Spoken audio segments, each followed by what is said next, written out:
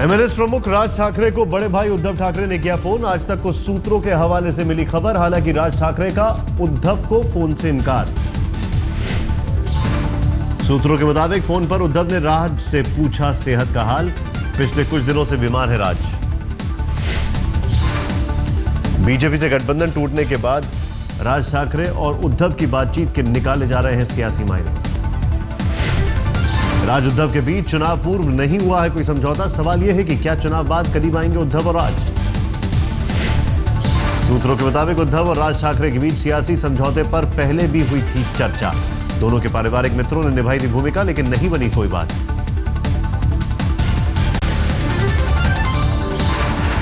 आज 190 सीटों पर उम्मीदवारों की सूची जारी कर सकती है महाराष्ट्र बीजेपी। शिवसेना से नाता टूटने के बाद गठबंधन की 3 पार्टियां बीजेपी के साथ। आरपीआई पर असमंजस बरकरार। महाराष्ट्र बीजेपी अध्यक्ष देवेंद्र फडणवीस दक्षिणी पश्चिम नागपुर से भरते हैं पर्चा। कहा एनसीपी से किसी भी कीमत पर नहीं मिलाएंगे हाथ। गठबंधन टूटने के बाद शिवसेना ने बीजेपी को महाराष्ट्र का दुश्मन करार दिया। शिवसेना के मुखपत्र सामना में बीजेपी पर की यह टिप्पणी। सामना के संपादकीय में लिखा कि महाराष्ट्र के 11 करोड़ लोग चाहते थे गठबंधन, बीजेपी ने जनभावना को तोड़ा। शिवसेना का बीजेपी परिवार कहा गठबंधन कर पहले पाया सत्ता सुख, अब इसे बांटना नहीं चाहती बीजेपी। आदित्य ठाकरे ने ट्विटर पर पुरानी तस्वीर जारी कर बीजेपी पर साधा निशाना। कहा बुरे दिनों में जिसको दिया सहारा वो छोड़ गया साथ। 27 सितंबर को उद्धव ठाकरे करेंगे रणनीति का खुलासा। महालक्ष्मी रेसकोर्स पर करेंगे रैली।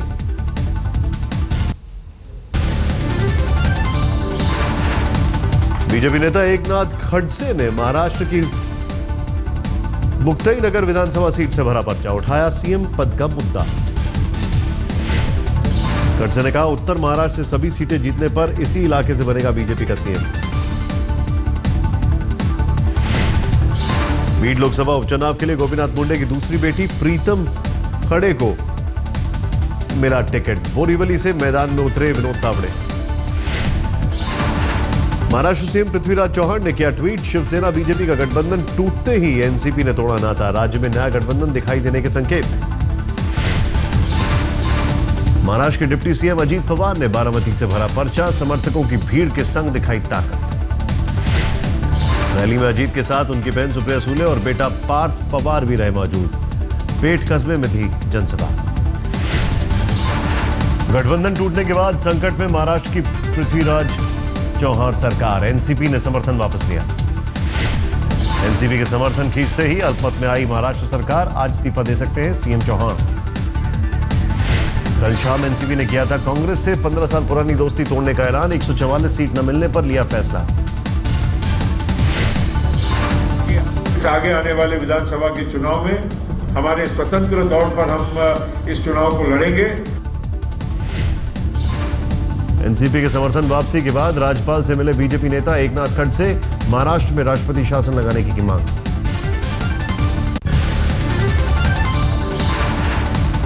आरपीआई की शिवसेना और बीजेपी दोनों से हो रही है बातचीत। किसके साथ होगा गठबंधन, आरपीआई रात तक करेगी फैसला।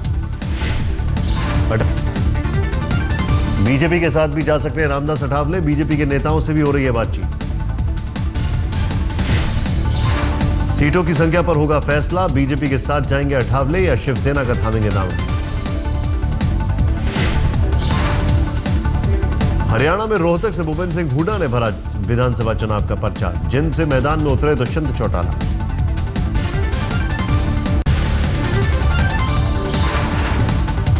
शिवसेना से गठबंधन टूटने पर बोले राष्ट्रीय लोक समता पार्टी के नेता और मंत्री उपेंद्र कुशवाहा। कहा बीजेपी में नहीं अहंकार, खुद के मंत्री पद का दिया हवाला।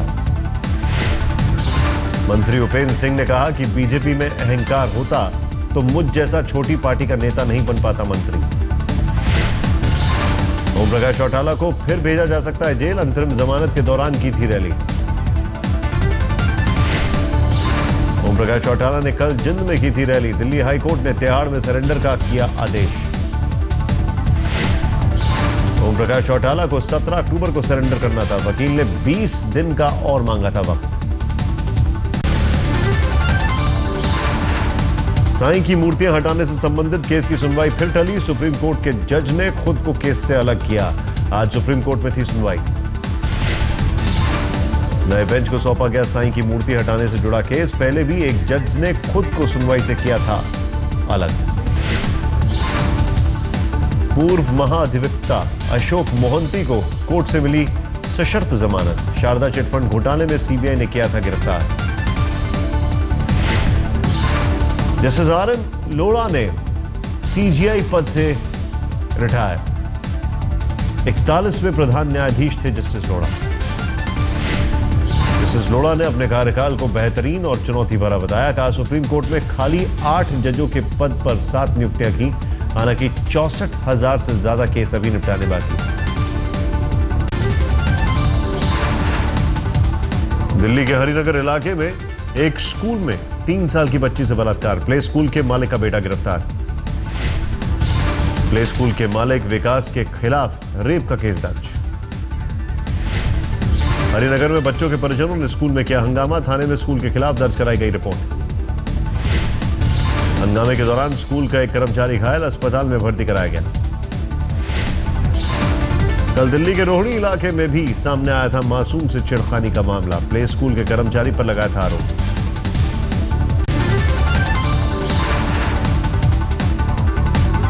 आज रात 9 बजे न्यूयॉर्क पहुंचेंगे प्रधानमंत्री मोदी। फ्रैंकफर्ट से रवाना हुआ विमान। 5 दिन की अमेरिकी यात्रा पर है मोदी। कल यूएन जनरल असेंबली में देंगे भाषण। वॉल स्ट्रीट जर्नल में छपा लेख। प्रधानमंत्री नरेंद्र मोदी ने अमेरिका को बताया भारत का नेचुरल ग्लोबल पार्टनर। मोदी की अमेरिका यात्रा से पेंटागन को भी खासी उम्मीद। यूएस पैसिफिक कमांड के मुखिया एडमिरल सैमुअल लॉकलियर ने यात्रा को बताया मील का पत्थर। न्यूयॉर्क के मेडिसन स्क्वायर पर होगा मोदी का भाषण। टिकटॉक की हो रही है कालाबाजारी। गुजरात दंगों में कथित भूमिका पर न्यूयॉर्क की अदालत ने नरेंद्र मोदी के खिलाफ जारी किया समन। भारत ने जताई हैरानी। चुमार से 30 सितंबर तक हट जाएंगे चीनी सैनिक। कानून मंत्री रविशंकर प्रसाद ने शुरू किया स्वच्छ भारत अभियान। शास्त्री भवन में अपने दफ्तर में साफ किया बाथरूम, लगाई झाड़ू। मोदी जी देश को जोड़ते हैं और स्वच्छ भारत का अभियान जिसको कैबिनेट ने अप्रूव किया है, मुझे इस बात की बहुत खुशी है कि इस तरह से देश में एक नया माहौल बन रहा है। दिल्ली के वसंत वैली स्कूल में आज तक हिंदी वाद विवाद प्रतियोगिता का आयोजन। बड़ी तादाद में बच्चों ने लिया हिस्सा। देश भर के 17 स्कूलों के बच्चे प्रतियोगिता में शामिल। मुद्दा था क्या दिल्ली मेट्रो में महिला कोच होना चाहिए। वसंत वैली स्कूल और न्यू एरा स्कूल के बीच हुआ फाइनल मुकाबला। न्यू एरा स्कूल ने मारी बाजी। बेस्ट स्पीकर के अवार्ड वसंत वैली स्कूल के छात्र ने जीता। हिंदी भाषा को बढ़ा देने में भी था बहस का मकसद। प्रतियोगिता में बच्चों ने महिला सशक्तिकरण पर बढ़ चढ़कर की बात। बच्चों की जागरूकता से प्रभावित हुए जज।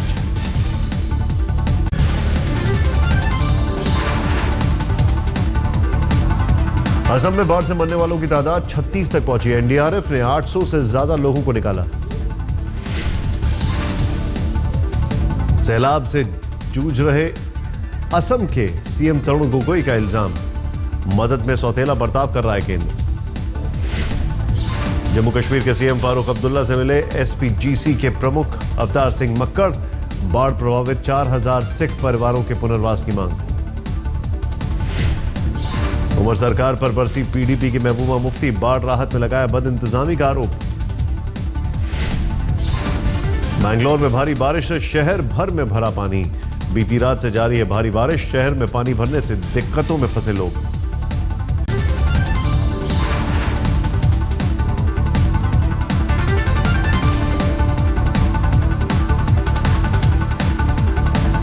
दिल्ली के एलएनजेपी अस्पताल की नर्स के कत्ल की गुत्थी सुलझी। विश्वबंधु नाम का वकील गिरफ्तार। पहले पति से तलाक दिलाने में आरोपी वकील ने की थी मदद। शादी का दबाव बनाने पर कत्ल का शक। दिल्ली के रोहिणी में एक प्ले स्कूल में हंगामा। बच्ची के साथ यौन शोषण का मामला। दिल्ली पुलिस के हत्थे चढ़ा 2 बहरूपिया कैदी सीबीआई और इनकम टैक्स अधिकारी बनकर व्यापारियों को ठगते थे। दिल्ली के खजूरी खास इलाके में ज्वेलरी दुकान में लूट, हेलमेट पहनकर आए थे 4 बदमाश, दुकानदार को मारी गोली।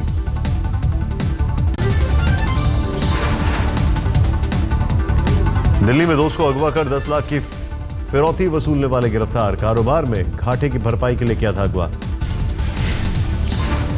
रेवाड़ी रेलवे स्टेशन पर गुरुवार को बम मिलने से हड़कंप, 3 घंटे बाद डिफ्यूज किया गया बम। आसनसोल के वर्णपुर इस्को स्टील प्लांट में गैस पाइपलाइन में धमाका, 24 कामगार घायल। हादसे में सीआरपीएफ के 3 जवान भी घायल, आग पर काबू पाने में खासी दिक्कत।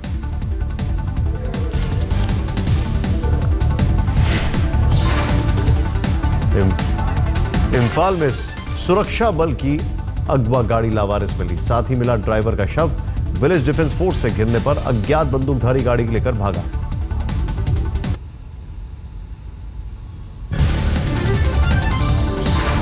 बीसीसीआई का बड़ा फैसला, रवि शास्त्री वर्ल्ड कप तक बने रहेंगे टीम इंडिया के डायरेक्टर।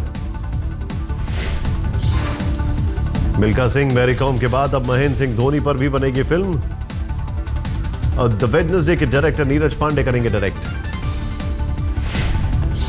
सुशांत सिंह राजपूत पर फिल्माया गया धोनी के बायोपिक का पहला लुक, रांची में धोनी पर बनने वाली फिल्म को लेकर खासा उत्साह। चेन्नई में आज बीसीसीआई वर्किंग कमेटी की बैठक, वर्ल्ड कप 2015 तक बढ़ाया जा सकता है टीम डायरेक्टर रवि शास्त्री का कार्यकाल। एशियाड गेम्स में भारत ने जीता एक और पदक, 25 मीटर सेंटर फायर पिस्टल में पुरुष टीम ने जीता रजत पदक।